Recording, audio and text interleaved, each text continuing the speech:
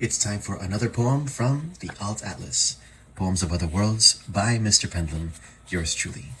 This is a collection of sci-fi poems written in this lovely journal by hand and illustrated as well. So last time we were around here, the Hanging Trees of Kuplaki. So the next one is the Silvery Rivers of Farivel.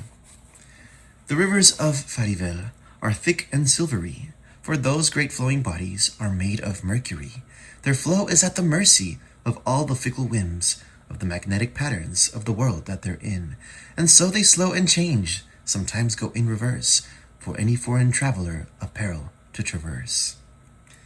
And you see here the landscape, the iron pines, the Faro forest, and the metal mountains. So, as you can see, I'm imagining a world primarily made of metal, different metals. In our world, that is not the common thing, although, you do see metal in the natural world, iron, nickel, mercury, and so mercury is one that we're familiar with that can exist more commonly in liquid form at, room temperature.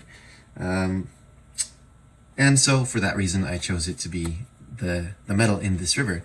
However, of course, scientifically speaking, Mercury doesn't actually get that influenced by magnetic pull at room temperature or at small scales. However, we can imagine it, maybe at more extreme conditions, maybe a combination of the pressure and the temperature on this world, or maybe at a larger scale, or because it's a chaotic system and, like weather patterns, sometimes it can be impacted by, seemingly little things can make a big impact over a large scale.